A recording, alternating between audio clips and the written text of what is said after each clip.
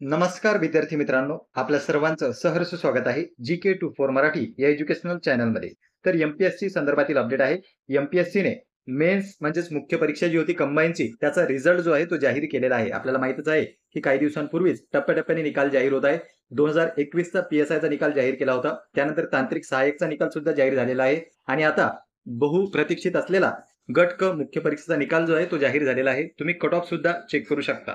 तर पहा मित्रांनो, टॅक्स असिस्टंट हे जे पद आहे त्याचा निकाल जाहीर करण्यात आलेला आहे. आता काही जण म्हणताय की लिपिकचा निकाल हा कधी लागेल, तर यानंतर लिपिकचाच निकाल जो आहे तो बाकी राहिलेला आहे. म्हणजे क्लर्क पदाचा निकालच बाकी आहे. बाकी सर्व निकाल या ठिकाणी जाहीर झालेले आहेत. तर पहा, त्यामधीलच एक मुख्य पद जे होतं ते टॅक्स असिस्टंटचं होतं.